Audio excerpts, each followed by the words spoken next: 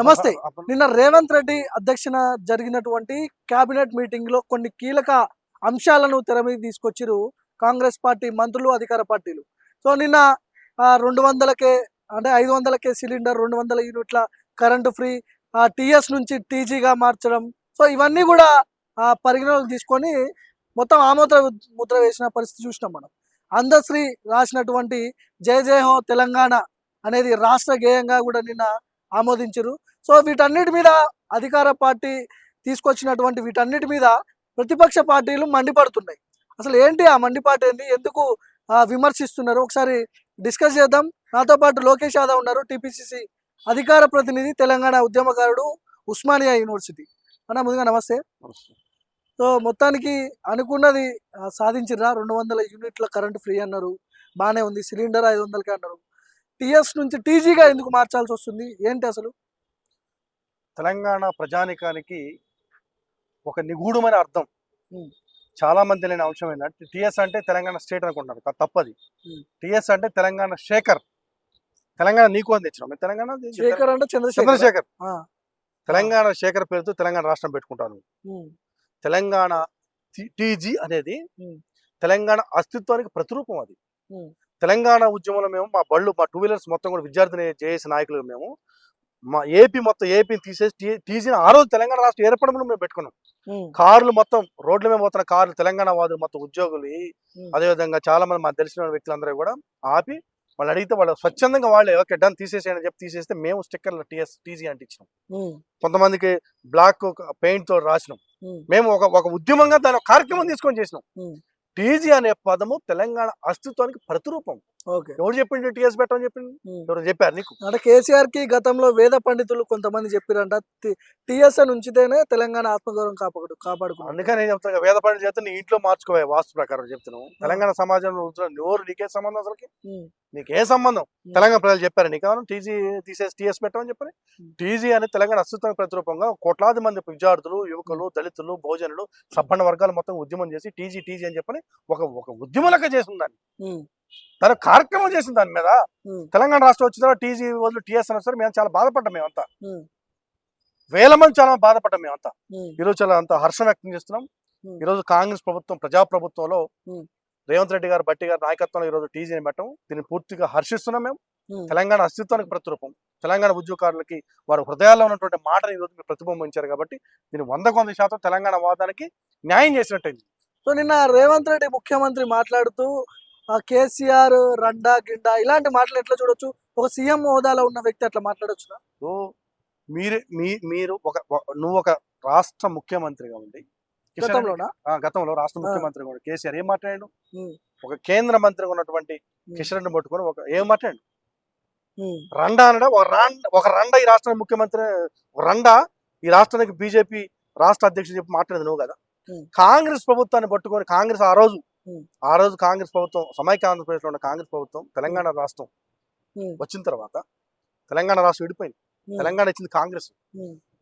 సభల వేదికలో వేలాది మంది, లక్షలాది మంది సభల వేదికల మీద పట్టుకొని మా నాయకుల్ని, మా ఎంపీలని, మా మాజీ ఎంపీలని, మాజీ మంత్రుల్ని, ఈ తెలంగాణ రాష్ట్ర కోసం పోరాటం చేసిన మా కాంగ్రెస్ పార్టీ నాయకులందరూ పట్టుకొని దద్దములు, చవటులు, లుచ్చాలు, లపంగులు, అసలు నోటుకు వచ్చిన పదాలు మొత్తం అసలు అది ఉచ్చరించడానికి కూడా మనకి నోరు రావట్లేదు. మన సంస్కారవంతులు, మనం చదువుకున్నాం యూనివర్సిటీలో, ఉస్మానియా యూనివర్సిటీలో ఎంఏ, ఎంపీలు, పిహెచ్డీ చదువుకుని ఒక ఉన్నతమైనటువంటి విలువలతో కూడిన రాజకీయాలు చేస్తున్నాం మనంతా. కానీ కేసీఆర్ సభ్య సమాజం సిగ్గుపడే విధంగా, ఆ ఉచ్చరించడానికి కూడా మనకి నోరు రాని విధంగా మాట్లాడి నువ్వు మాట్లాడే మాటలతో పోల్చుకుంటే ఒక మాటలా? మాట్లాడకపోతే మీరు వినేటట్లేరు, మీరు నేర్పేదే ప్రభుత్వం పాడేస్తావు. అంటే ప్రజాస్వామ్య వ్యవస్థలో ప్రజలందరూ ఎన్నుకున్నటువంటి ప్రభుత్వం మ్యాండేట్ ప్రజలు ఇచ్చారు. 4.5 కోట్ల మంది ప్రజలు ఓటు వేస్తే 64 సీట్లు కాంగ్రెస్కి వచ్చినాయి. ఎవడరా నువ్వు పడేయడానికి? అసలుకి కేటీఆర్ అంటున్నాడు కదా 100 రోజుల్లో 100 రోజుల తర్వాత మీరు మాట్లాడే మాటలకి మీరు తట్టుకోలేరు, ఆ లాంగ్వేజ్ మానేసే రేవంత్ అని మాట్లాడుతున్నాడు కేటీఆర్. అసలు నీకు 100 రోజుల తర్వాత నీకు పార్లమెంట్ తర్వాత నీ పార్టీ ఉంటే కదా నాయన, అసలు నీ జెండా పట్టేవాళ్ళు లేడు నీకు. 100 రోజు నీ లోక్సభ ఎన్నికల తర్వాత టీఆర్ఎస్ పార్టీ జెండా కనపడితే నన్ను అడుగు. అసలు మీరు బయట ఫస్ట్ జనాలు మేము చెప్పుతో కొడతారు మిమ్మల్ని. మీ టీఆర్ఎస్ కార్యకర్తలు మిమ్మల్ని కొట్టే పరిస్థితి ఏర్పడింది. ఏనాడని మీ కార్యకర్తలు పట్టించుకున్నారా? ఎంతమంది వాళ్ళ రక్తాన్ని చెమట రూపంలో చెందించి ఈ రాష్ట్ర 21 సంవత్సరాలుగా టిఆర్ఎస్ పార్టీ ఏర్పడ్డ కాడి నుంచి 2001 నుంచి ఈరోజు దాదాపు 24-25 సంవత్సరాలుగా 23-24 సంవత్సరాలుగా వాళ్ళ రక్తాన్ని చెమట రూపంలో చెందించి వేలాది లక్షలాది మంది కార్యకర్తల యొక్క చెమట రూపమే టిఆర్ఎస్ పార్టీ. మీకు సిగ్గుందారా మాట్లాడక అసలు కొద్దిగా అసలు ఒక్కళ్ళకన్నా కనీసం హాస్పిటల్ పోతే బిల్లు తగ్గించడానికి ఫోన్ అసలు కనీసం కలిసారా మీరు? ఏ కార్యకర్తలు పనిచేశారా? పార్టీ ఎవరు పార్టీ కోసం పనిచేస్తారు? కార్యకర్తలు కొంతమంది నాయకులు మండల స్థాయిలో, జిల్లా స్థాయిలో, గ్రామ స్థాయిలో కొంతమంది లీడర్లు ఉంటారు. వాళ్ళంతా వాడు కనీసం వాడు ఫ్యామిలీ కట్టడానికి, వాడు కనీసం వాడు బట్టల కోసమైనా, కానీ వాడు కార్లు, వాడు బండి కారు తిట్టడానికి డీజిల్ కానీ డబ్బులు ఖర్చు కావాలిగా. వాళ్ళ మొహం చూసారా మీరు? 10 సంవత్సరాల్లో మొహం చూసారా? ఈరోజు చాలా మంది క్షోభిస్తున్నారు మొత్తం కూడా. టిఆర్ఎస్ కార్యకర్తలు దాదాపుగా వాళ్ళ జీవితాలు త్యాగం చేసి జైలు పాలై దెబ్బలు తిని ఆరోగ్యాలు చెడిపోయి వాళ్ళ కనీసం ఒక్క రోజు కూడా 10 సంవత్సరాల కాలంలో ఒక్క మంత్రి కానీ, కేసీఆర్ కానీ, కేటీఆర్ కానీ, కవిత కానీ, హరీష్ కానీ ఎవడన్నా కలిసిండు అసలు? వాళ్ళతో మాట్లాడినా? వాళ్ళ కనీసం మనుషులకు చూసారా? వాళ్ళ బాధ అంటే వాళ్ళ కన్నీళ్ళు ఎవడన్నా ఒక్కడే చూసినా? వాళ్ళ సర్వనాశనం అయిపోయి ఈరోజు వాళ్ళందరూ కూడా ఎంత క్షోభనం ఇస్తున్నారంటే, వాస్తవం చెప్పడం మాకంటే కాంగ్రెస్ పార్టీ లీడర్ మాకంటే కూడా టిఆర్ఎస్ పార్టీ కార్యకర్తలు చాలా సంతోషపడుతున్నారు. టిఆర్ఎస్ పార్టీ ఓడిపోయినందుక 100% మీరు నేను మీ ద్వారా చెప్తున్నా. మీరు పోయి వాళ్ళందరూ వాళ్ళ ఇంటర్నల్ గా వాళ్ళ మనసులో ఉన్న భావాన్ని మీరు అడగండి. వాళ్ళు చెప్తారు. మాకు ఫోన్లు చెప్తున్నారు, అన్న మంచి పని చేశారు, కొడుకులు తీసుకొని జైల్లో పడండి అని చెప్పి. టిఆర్ఎస్ పార్టీలో కీలకంగా ఉన్న విద్యార్థి నాయకులు, టిఆర్ఎస్ పార్టీలో పనిచేసినటువంటి కార్యకర్తలు, టిఆర్ఎస్ పార్టీలో ఉన్నటువంటి చాలా మొదటి నుంచి కేసీఆర్ కి బలంగా ఎన్నుదండుగా ఉండి పనిచేసిన చాలా మంది ఏమంటున్నారంటే, మిత్రులు చాలా మంది ఇలా అర్జెంటుగా జైల్లో పడండి, మీకు దండం పెడతామన్నా, ఆ పని చేయండి, వాళ్ళు జైల్లో పడండి ముందు అర్జెంటుగా అని చెప్పిన వాళ్ళు అంటున్నారంటే మాకే బాధ ఉంది. ఇప్పుడు తెలంగాణ తల్లి విగ్రహం మార్పులు చేర్పులు అంటున్నారు. మార్పులు అంటే ఏ విధంగా ఉండవచ్చు? గత ప్రభుత్వం తీసుకొచ్చినటువంటి తెలంగాణ తల్లి విగ్రహంలో ఏం లోపాలు ఉన్నాయి, ఏం చెప్తావు? సాటి తెలంగాణ తల్లి విగ్రహం అని చెప్పండి. తెలంగాణ తల్లి విగ్రహం అనేది తెలంగాణ తల్లి అనేది దేవత ఎక్కడ లేదు, జనరల్ గా ఇక్కడ లేదు. కాబట్టి తెలంగాణ తల్లి విగ్రహం అంటే సాటి తెలంగాణ మహిళ ప్రతిరూపమే తెలంగాణ తల్లి. మనం గ్రామాల్లో చూస్తాం, తెలంగాణ ప్రాంతంలో మొత్తం తెలంగాణలో గ్రామాల్లో ప్రజలందరూ కూడా సాధారణంగా చీర కట్టుకొని తెలంగాణ సాంప్రదాయ ప్రతిబింబించే విధంగా బొట్టు పెట్టుకొని సాధారణ మహిళగా ప్రతిరూపాన్ని ప్రతిబింబించాలి తప్ప పేద కిరీటం పెట్టుకొని, నగలేసుకొని, చేతులను బంగార గాజులు వేసుకొని పొట్టు చీర కట్టుకొని తెలంగాణ మహిళలు పొట్టు చీర కట్టుకొని చేయలేకపోతారు. కిరీటాలు పెట్టుకుంటారు. ఎవరిలాగా ఉందనుకోవచ్చు. కొంతమంది చాలా మంది చాలా రకాలుగా మాట్లాడుకుంటారు. నేను చెప్పడం అడుగుతుంది కానీ తెలంగాణ తల్లి విగ్రహం అనేది తెలంగాణ సాటి తెలంగాణ మహిళ యొక్క ప్రతిబింబం కావాలనేది మా కోరిక. దానికోసమే తప్ప ఎటువంటి మార్పులు అంటే ఎలాంటి మార్పులు ఉండొచ్చు? సాటి తెలంగాణ మహిళ యొక్క ప్రతిరూపం కావాలి. ఆ ప్రతిరూపం ప్రతిబింబించే విధంగా మా విగ్రహం ఉంటది. అంటే తెలంగాణ వ్యాప్తంగా తెలంగాణ పల్లెల్లో ఉన్నటువంటి మహిళ యొక్క ప్రతిరూపం కావాలి. ఆ రూపం ఎట్టుండాలా?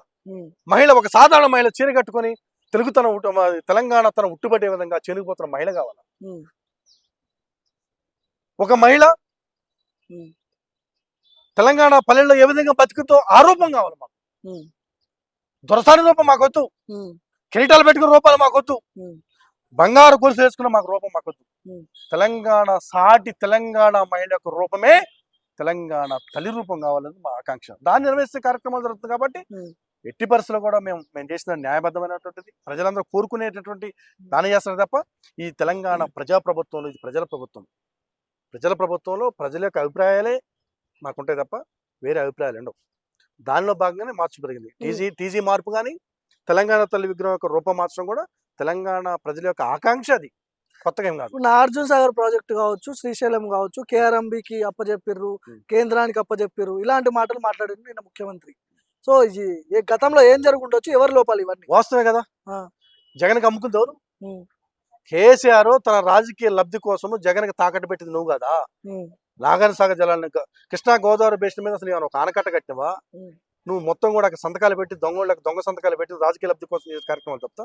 కాంగ్రెస్ ప్రభుత్వంలో ఎన్ని చేసింది? నాగార్జున సాగర్ కానీ, నెట్టపాడు కానీ, అదే కోయి సాగర్ కానీ, నువ్వు అన్ని ప్రాజెక్టులు కూడా కట్టి దాదాపు తెలంగాణ ప్రాంతంలో నెరలాడినటువంటి నల్లబూడ నీళ్లు బారించి తెలంగాణ ప్రజల యొక్క కళలో ఆనందం చూసింది కాంగ్రెస్ కదా. ఇప్పుడు హరీష్ రావుకు చర్చకు సిద్ధమా అంటుండే 100% ఆ? మేము ఎక్కడ హరీష్ రావు అంటుండు చర్చకు సిద్ధం నేను మేము కూడా సిద్ధమే. ఆ?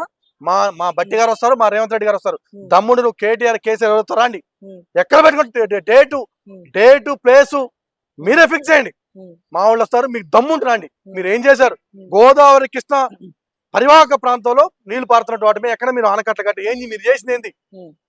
ఏం చేసినావా అంటే ఉమ్. కాళేశ్వరం నీకు కాళేశ్వరం ప్రాజెక్ట్ కట్టి 2 లక్షల కోట్ల రూపాయలు పెట్టి దాంట్లో 1 లక్ష కోట్లు అవినీతి చేసిన నువ్వు ఏం చేసి చెప్పాలి? ఉమ్. మేము కట్టిన ప్రాజెక్టులు, ఓకే. ఆ ప్రాజెక్టులు ఇప్పుడు కూడా నడుస్తాయి. ఇంకా ఉమ్.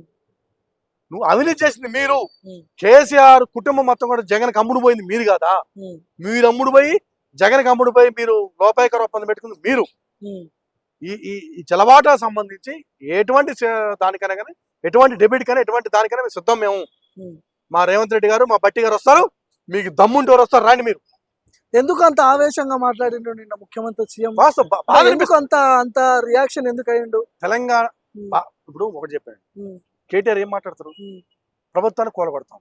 ఆ. ఎవడు నువ్వు కూలగొట్టడానికి? ఆ. అంటే ప్రజాస్వామ్యంలో ప్రజలు ఇచ్చిన తీర్పుని, అంటే ప్రజల్లో ఇచ్చిన తీర్పుని అవగౌరవపరిచే విధంగా ఉమ్. నీకు ఇచ్చిన 39 సీట్లు వస్తే నీకు నువ్వు ఎట్లా ప్రభుత్వం అంటే నువ్వు కొంటవా? ఉమ్. ఏం చేస్తావు? ఎట్లా అసలు నువ్వు ఎట్లా సాధ్యమని చెప్పు. అసలు ఆ. ప్రభుత్వాన్ని కోల్చడం ఏంది అసలు? ఉమ్. మా పులి వస్తుంది ఏంది? ఆ పులి ఉమ్. క్రూరమృగాలు జంతువులు ఎక్కడ ఉంటాయి? అడవిలో ఉంటాయి. ఆ. ప్రజా జీవితంలో పట్టుకో సంపుతో కాల్చుతారు వాటిని. ఉమ్.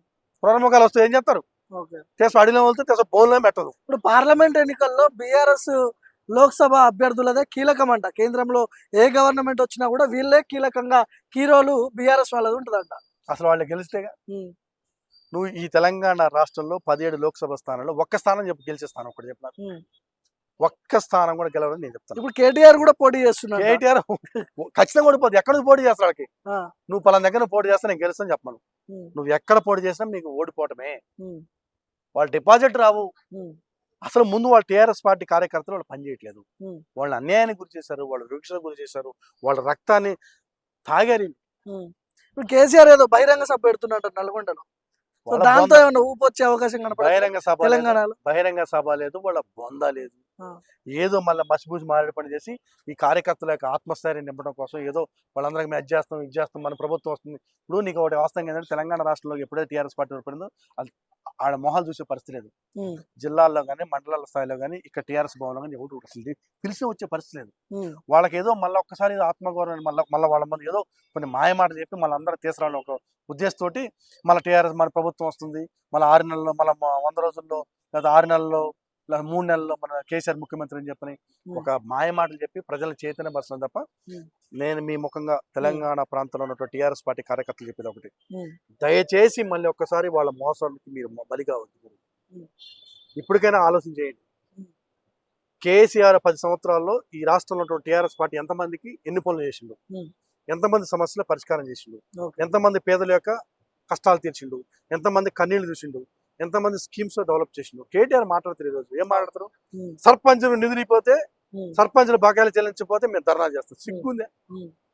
అరే మీరు 10 సంవత్సరాల ప్రభుత్వంలో కనీసం వాళ్ళకి ₹1 డబ్బులు ఇవ్వకపోతే చాలా మంది పురుగు మందాగి ఉరేసుకొని చచ్చిపోయిన వాళ్ళు చాలా మంది చచ్చిపోయారు. దుర్మార్గులారా, మీరు దుర్మార్గం చేసి మీరు ధర్నా చేస్తారు. ₹1,00,000 రుణమాఫీ ఎవరు చేయాలి? ఇచ్చింది ఎవరు? మీరు ఇచ్చి ఒక్కరిగా రుణమాఫీ అయిందా? అసలు రైతు బంధు ఏది అనేది రైతు బంధు మీద వచ్చి పడుతున్నారు కదా. ప్రభుత్వం రాగానే రైతు బంధు చేస్తామని చెప్పారు కదా. నీకు అదే తీసుకొస్తున్నాడు కేటీఆర్. 7 లక్షల కోట్ల రూపాయల దొంగల లెక్క, దున్న పోతుల లెక్క తిని, పందికొక్కి లెక్క మెక్కి వాళ్ళు మాట్లాడే మాటలు. 7 లక్షల కోట్ల రూపాయల మొత్తం అసలు ఖజానా మొత్తం ఖాళీ చేసి తెలంగాణ ఎకానమీ నట్టిల్చి పడేశారు మొత్తం. అసలు వాళ్ళు ఎట్లుందంటే వాళ్ళు నిజంగా చెప్తాం మేం కాబట్టి కానీ కాంగ్రెస్ కాబట్టి ఇక్కడ కనుక ఇక వేరే స్టేట్ లో కనుక వాళ్ళు టీఆర్ఎస్ పార్టీ ఎట్లుండి బీజేపీ కనుక అధికారంలో ఉంటే వీళ్ళని ఉరికించి కొట్టేవాళ్ళు. మేం కాబట్టి కొంచెం మానవత్వంతో ఆలోచిస్తున్నాం. ఇంకా మానవత్వం ఆలోచించి మేము మనుషుల లెక్క వాళ్ళు సలపు ఉన్నవాడు చేశారు సార్. దీన్ని ఎట్లా చేయాలి, దీన్ని ఏ విధంగా ఎకానమీని గాడిలో పెట్టాలని చెప్పని మా బట్టి గారు కానీ రేవంత్ రెడ్డి గారు మొత్తం వీళ్ళంతా రేయం బొగులు కష్టపడి ఆ రివ్యూ చేసుకుంటూ కష్టపడి వాళ్ళకి ఏం చేద్దాం, ఎట్లా చేద్దాం, దీన్ని ఏ విధంగా చేస్తే ఇది ఎట్లా పరిష్కారం అయింది, మనకి ఎకానమీ ఎట్లా డెవలప్ అయింది అని చెప్పని వాళ్ళు కష్టపడుతున్నారు. సరే, అవినీతి చేసిరని చెప్తున్నారు మీరు. 7 లక్షల కోట్లు అంటున్నారు, కాళేశ్వరం 1,00,000 కోట్లు అంటున్నారు, ఇవన్నీ అంటున్నారు కదా. మరి చేతుల తర్వాత మెగా కృష్ణారెడ్డి లాంటి వాళ్ళు ఉన్నారు, ఎవరైతే గతంలో దోచుకున్నారని చాలా మంది మాట్లాడుతున్నారు. వీళ్ళందరి మీద చర్యలు తీసుకుంటారా మళ్ళీ, లేకపోతే కాంప్రమైజ్ అయ్యే అవకాశం ఏమన్నా? ఖచ్చితంగా కేసీఆర్ కుటుంబం దోసుకున్నటువంటి లక్షల కోట్ల ఆస్తి మొత్తం కూడా రికవరీ చేస్తాం. ఉమ్. ప్రతి పైసా ఈ తెలంగాణ ఆస్తి ఏదో ఎంత దోసుకున్నారో ఆ దోసుకున్న ప్రతి రూపాయి కూడా దోసుకున్న రూపాయి రికవరీ చేస్తాం. ఆ రికవరీ చేసిన డబ్బులు మొత్తం కూడా పేదలకు పంచిపెట్టే కార్యక్రమం చేస్తాం. Okay. అదేవిధంగా నువ్వు చెప్పినట్టు మెగా కృష్ణారెడ్డి కానీ, నువ్వు చెప్పినటువంటి హెట్రో డ్రగ్స్ పారసారథి రెడ్డి అంటాడు, హెట్రో డ్రగ్స్ పారసారథి ఐటీ దాడులు చేస్తాం. చిత్తు పేపర్లకు 463 కోట్ల రూపాయలు దొరికినాయి. ఇట్లా ఆ, ఇలాంటి వాడికి ఎంపీ టికెట్లు ఇచ్చింది, ఉమ్, అమ్ముకున్నాడు టికెట్స్ మొత్తం కూడా. ఉమ్, తెలంగాణ ఉద్యమం కోసం ఎంతమంది చచ్చిపోయారు, ఎంతమంది ఉద్యమం చేశారు, ఎంతమంది పార్టీ కోసం పనిచేసారు, ఒక్కడికైనా టికెట్ ఇచ్చిందా? ఉమ్. రాజ్యసభ సీటు మొత్తం అమ్ముకున్నాడు మొత్తం. ఓకే. అందుకనే ఎవరైతే ఉన్నారో ఈ ప్రజాధనాన్ని దోసుకొని లక్షల వేల కోట్ల రూపాయలు దాచుకున్నారో వాళ్ళందరి దగ్గర రికవరీ చేస్తాం. ఖచ్చితంగా ఈ రికవరీ చేసిన ప్రతి రూపాయి కూడా ప్రతి పేదవాడికి అందే సంక్షేమ కార్యక్రమం లోపల ప్రతి పేదవాడికి పంచే కార్యక్రమం చేస్తాం. ఇది ప్రజాప్రభుత్వం. ఈ ప్రజాప్రభుత్వం రేవంత్ రెడ్డి గారి నాయకత్వంలో, బట్టి విక్రమ గారి నాయకత్వంలో ఖచ్చితంగా తెలంగాణని మళ్ళొకసారి ముందుకు తీసుకుపోయి ప్రజల స్వప్నం సాకారం అయ్యే విధంగా పేద దళిత గిరిజన ఆదివాసీ ప్రజల యొక్క వాళ్ళ అభిప్రాయం మేరకు, వాళ్ళ ఆకాంక్ష మేరకు, వాళ్ళ బాధలు కష్టాలు కన్నీళ్ళు తీర్చడం కోసం ఈ ప్రభుత్వం ఏర్పడింది తప్ప ఇది ఏ యొక్క ప్రయోజనం కోసమో దాచుకోవడం కోసం కాదు. తెలంగాణ స్వప్నాన్ని అమలుపరచడం కోసం ఈ ప్రభుత్వం ఏర్పడింది. కాబట్టి ఈ ప్రజా ప్రభుత్వంలో ప్రజలందరూ కూడా చాలా మంది తెలంగాణ ప్రాంతాల్లో నిపుణులైన ఎంతో మంది అనుభవమైనటువంటి వ్యక్తులు చాలా మంది ఉన్నారు. లోక్సభ బరిలో లోకేష్ యాదవ్ ఉంటున్నారా? తెలంగాణ ఉద్యమకారుడిగా మీరు కూడా ఉన్నాడు. గతంలో యూనివర్సిటీలో చాలా పెద్ద ఎత్తున ఉద్యమాలు చేశారు. ఎలాంటి పెద్దపీట వేస్తుంది లోకేష్ యాదవ్కి కాంగ్రెస్ పార్టీ? ఖచ్చితంగా తెలంగాణ రాష్ట్రానికి సంబంధించి లోక్సభ ఎన్నికలకు సంబంధించి మా పిసిసి కమిటీ మొత్తం కూడా సమావేశమై ఏకవాక్య తీర్మానం చేశారు. ఖమ్మం లోక్సభ స్థానాన్ని సోనియా గాంధీ గారికి నిలబెడదాము అని చెప్పి ఏకవాక్య తీర్మానం చేసి పంపించారు. మీరు ఖమ్మం నుంచి ఆశించిరా? నేను చెప్పేది నేను ఒకసారి గతంలో ఆశించారు కదా? ఆశించిన మాట వాస్తవము. పోటీ చేయాలని ఆలోచన నాకు ఉంది. మనం రాజకీయాలు చేస్తున్నాం కదా, మనం చేసిన ఏమిటి రాజకీయాలు కదా. ఎన్ఎస్ఓ కాడ నుంచి 21 సంవత్సరాలకి పార్టీలో పనిచేస్తున్నారు. ఎన్ఎస్ఓ రాష్ట్ర జనరల్ సెక్రటరీగా ఉన్నా, యూత్ కాంగ్రెస్ జనరల్ సెక్రటరీగా పనిచేస్తున్నారు. అదేవిధంగా కాంగ్రెస్ పార్టీ జాయింట్ సెక్రటరీగా పిసిసి అధికార ప్రతినిధి 12 సంవత్సరాలు పనిచేస్తున్నారు. ఎన్నో నియోజకవర్గ ఇన్ఛార్జిగా పనిచేస్తారు. ఖమ్మం పార్లమెంట్ కోఆర్డినేటర్గా ఉన్నా. ఖమ్మం జిల్లా ఎన్నో దఫాలుగా ఎన్నికల్లో పనిచేసినారు. చాలా మంది వ్యక్తుల యొక్క అభివృద్ధి కోసం పనిచేస్తారు. పార్టీ యొక్క సర్వతోముఖ అభివృద్ధి కోసం పనిచేస్తారు. ఎట్లా చూడాలి లోకేష్ యాదవ్ కాంగ్రెస్ ప్రభుత్వం? ఖచ్చితంగా ఖమ్మం అసెంబ్లీ ఖమ్మం లోక్సభ స్థానం నుంచి మా కాంగ్రెస్ పార్టీ సంబంధించిన పిసిసి కమిటీ మొత్తం కూడా ఏకవాక్య తీర్మానం చేసి సోనియా గాంధీ గారిని తెలంగాణ ఖమ్మం నుంచి పోటీ చేయాలని ఆకర్షణ ఉన్నది. కాబట్టి నేను ఖచ్చితంగా దాన్ని పూర్తి స్థాయిలో వారు అన్నదాన్ని మా నాయకురాలు సోనియా గాంధీ మాకు తెలంగాణ దేవత కాబట్టి వారు ఖచ్చితంగా పోటీ చేస్తూ వారి కోసం పనిచేస్తాం. అందుకోసం నా కోరికను కూడా చంపుకున్నాను నేను. సోనియా గాంధీ వస్తున్నారు, నీకు అంతకన్నా కావాల్సిందండి. ఇంకా సోనియా గాంధీ గారు వచ్చి మా ఖమ్మమే వచ్చి మా కాడ పోటీ చేసి మా కాడ ఎంపీ అయితే ఇక దానికన్నా పెద్ద కావాల్సింది నాకు అంతకన్నా నాకు కావాల్సింది ఇంకా అసలు. వారి పేరు చెప్తే వారు తెలంగాణ ఇచ్చిన దేవత ఆమె. ఈ పార్టీ చీప్ ఆమె. అసలుకి 2 సార్లు సాక్షాత్తు ఈ దేశానికి ప్రధానమంత్రి అయ్యే అవకాశాన్ని వదులుకున్నటువంటి ఒక దేవత. సర్పంచ్ ఒకసారి అయితే మనం 2వ సారి నాకు కావాలని చెప్పి పోటీ పడే ఈ రోజుల్లో ఈ దేశానికి ప్రధానమంత్రి అయ్యే అవకాశం కూడా, ఈ దేశానికి రాష్ట్రపతి అయ్యే అవకాశం వచ్చింది. ఈ దేశంలో ఉన్నటువంటి ఏ అత్యున్నతమైన పదవి ఏదైనా అలంకరించే అవకాశం వచ్చినా కూడా 10 సంవత్సరాలు ఒక్క పదవి కూడా అలంకరించకుండా వదిలినటువంటి అలాంటి మహా నాయకురాలు మా ఖమ్మం వచ్చి పోటీ చేస్తారని మేము ఖచ్చితంగా వారి గెలుపు కోసం ప్రయత్నం చేస్తాం. వారిని ఖచ్చితంగా ఎంపీ గెలిపించుకోవడం కోసం మేము ప్రయత్నం చేస్తాం. కాబట్టి దానిలో భాగంగా నేను దరఖాస్తు కూడా చేయాలి. సోనియా గాంధీ గారి పేరు ఒక్క పేరున్నా ఆ పేరున్న తర్వాత నా కళ్ళల్లో ఆనందం పెళ్లిబిక్కిపోయింది మొత్తం. సోనియా గాంధీ గారు మా నాయకురాలే వచ్చి పోటీ చేస్తుంది, ఇంకా మనకి ఎందుకంటే 6 గ్యారెంటీలు 100 రోజుల్లో ఖచ్చితంగా అమలు చేయకపోతే కాంగ్రెస్ పార్టీ పరిస్థితి ఏంది, భవిష్యత్తు ఏంది? అమలు చేయకపోతే ఊహాజనితమైన ప్రశ్న వాళ్ళు చెప్తున్నారు, బీఆర్ఎస్ వాళ్ళు అంటున్నారు. వాళ్ళ మాటలు ఎవరు నమ్ముతున్నారు? వాళ్ళ మాటలు నమ్మైనాక ప్రజలు మాగు పట్టం కట్టింది. ఊహాజనితమైనటువంటి వ్యాఖ్యలు వద్దు కదా. 6లో 2 అమలు చేసినాం, నిన్న 2 మొత్తం 2 అమలు చేస్తున్నాడు, 4 అయినాయి, ఇంకా 2 కదా. ఆ 2 ఖచ్చితంగా అమలు చేస్తాం. మేము అన్నటువంటి 6 గ్యారెంటీ స్కీమ్లు ఖచ్చితంగా అమలు చేస్తాం. వాటితో పాటుగా ఎలక్షన్ మేనిఫెస్టోలో పెట్టిన ప్రతి అంశాన్ని కూడా ఖచ్చితంగా అమలుపరిచే కార్యక్రమాలు చేస్తాం. మా లక్ష్యం ఒకటే, ఈ తెలంగాణ ప్రాంతంలో ప్రతి పేదవాడి యొక్క తలుపు తట్టి వాడి కళ్ళల్లో ఆనందం చూసి కన్నీళ్ళు చూడడం మా లక్ష్యం తప్ప ఏదో దోసుకోవడం కోసం దాచుకోవడం కోసం ప్రజల యొక్క ఆస్తులు కొలగొట్టడం కోసం మేము ప్రభుత్వాన్ని ఏర్పాటు చేయాలి. ఇది ప్రజాప్రభుత్వంలో మా అందరూ కూడా ప్రజలందరూ కూడా 6.5 కోట్ల మంది ప్రజలు ఈ తెలంగాణ రాష్ట్రంలో అధికారం అప్పచెప్పారు. ఈ అధికారం ప్రతి పేద మహిళ యొక్క, ప్రతి గిరిజన యొక్క, ప్రతి దళితుల యొక్క, 60% బీసీల యొక్క ఆత్మగౌరవం పెంచడం తప్ప వాళ్ళ యొక్క సామాజిక న్యాయాన్ని ప్రతిబింబించాలి తప్ప ఎక్కడ కూడా ప్రజా వ్యతిరేకానికి, ప్రజా అభిప్రాయానికి వ్యతిరేకంగా మా పరిపాలన ఉండదు, మా విధానాలు ఉండవు. రైట్ అన్న, థ్యాంక్ యూ. సో ఇది మొత్తానికి 100 రోజుల్లో 6 గ్యారెంటీలు ఖచ్చితంగా అమలైతే అంటున్నారు లోకేష్ యాదవ్ గారు. అదేవిధంగా ఖమ్మం నుంచి ఖమ్మం పార్లమెంట్ కొత్త హాట్ టాపిక్ గా మారబోతుంది. సోనియా గాంధీని బరిలోకి దింపే దిశగా టీపీసీసీ యోచిస్తున్నారు. సో పార్లమెంట్ 17 పార్లమెంట్లో 15 గెలుస్తామని వీళ్ళు చెప్తున్నారు. సో చూడాలి, కొన్ని మార్పులు చేర్పులు అయితే జరిగినాయి. టీఎస్ నుంచి టీజీ, లేకపోతే 2 గ్యారంటీలు కావచ్చు, 200 యూనిట్ల కరెంటు బిల్ కావచ్చు, 500 సిలిండర్ కావచ్చు, ఇవన్నీ మార్పులు చేస్తున్నారు. సో చూడాలి ఇంకా పార్లమెంట్ ఎన్నికల తర్వాత ఎట్లాంటి సిచ్యువేషన్ ఉంటుంది తెలంగాణలో.